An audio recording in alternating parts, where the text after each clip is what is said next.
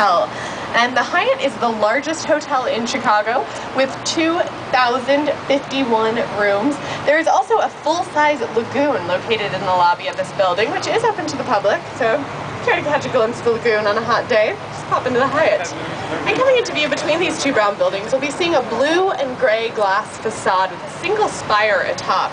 This is 2 Prudential. It was modeled after the Chrysler Building in New York City, as well as One Liberty Place in Philadelphia. Stands at 995 feet, making it the 5th tallest in Chicago. And I'd like to point your direction over to your left for a moment. You'll notice some people out enjoying the River Walk today. It's our Chicago River Walk, and it's actually currently in the process of being extended.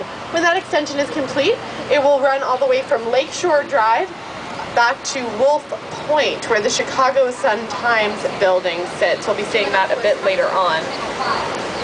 And as we cruise down the river here, turning your heads back over to the right side, we're going to be seeing a gray glass facade up ahead. And as we head down the river, it's actually going to become apparent that this facade is one face of a perfectly equilateral triangle. This is Swiss Hotel, and it was done by an architect who enjoyed incorporating nautical themes into his design. Thus we see the use of a triangle here. And this hotel was actually built with the idea of eliminating those long corridors, which generally give office buildings that very institutional feel. Sort of a better feng shui in Swiss Hotel. And the next couple of buildings I'd like to point out to you are 2 that are currently under construction. The first of which is that blue building with the 2 red cranes atop coming into view. That is the Blue Cross Blue Shield building. First building in Chicago to be allowed to add additional floors atop the already completed structure. And also poking out from just behind Swiss Hotel, you'll see a building with a single yellow crane atop. That is Aqua. She is the largest architectural project in the U.S. ever awarded to a firm headed by a woman. That woman's name is Jean Gang, and this building is set for completion in 2009. You'll notice those balconies, how they have that very unique shape to them. They're meant to give the effect of rippling water along with that blue glass facade. Some of those balconies will actually extend up to 12 feet. Your average balcony extends about 3 to 4 feet, so pretty tremendous. When Aqua is completed, she will house apartments, condominiums, as well as hotel rooms. Very rare to find all 3 of those in one building, especially in the downtown area. And to your right is an area that is known as Lakeshore East. It used to be a 9-hole golf course, but currently it's experiencing a new life in the form of one of the most densely populated areas in Chicago. They're going to be calling the area technically completed in about 12 to 15 years.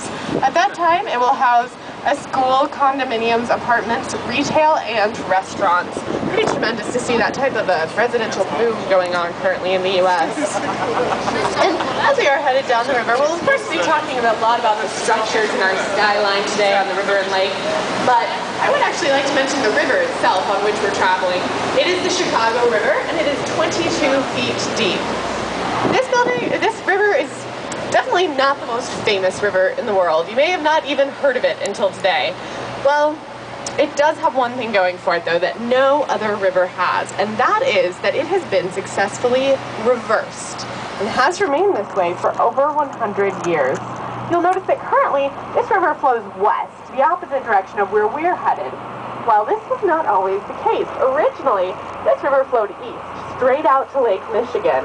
Unfortunately, in the 1800s, we were throwing all of our trash straight into the river, making it so polluted that it actually got the nickname as being the Stinking River.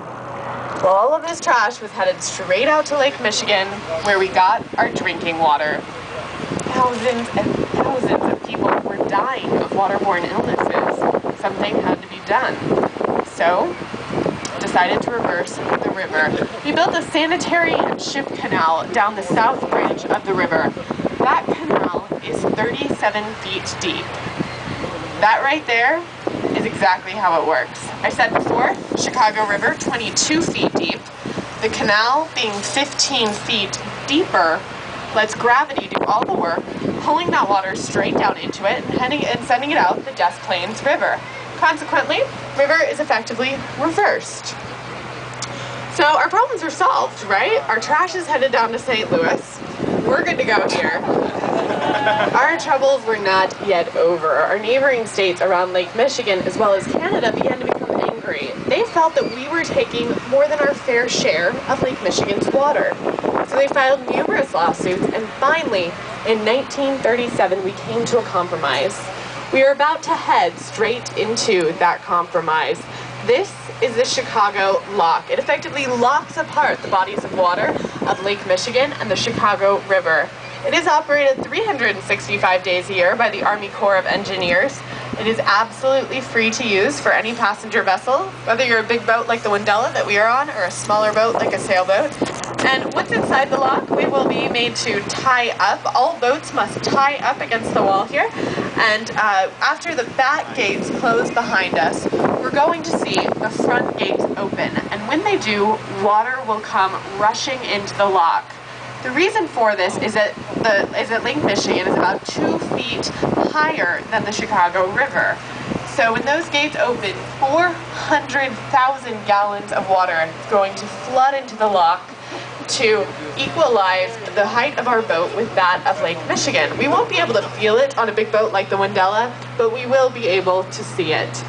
So at this point, I'll just go ahead and pause narration as we head through the lock here. If anyone has any questions, please feel free to ask.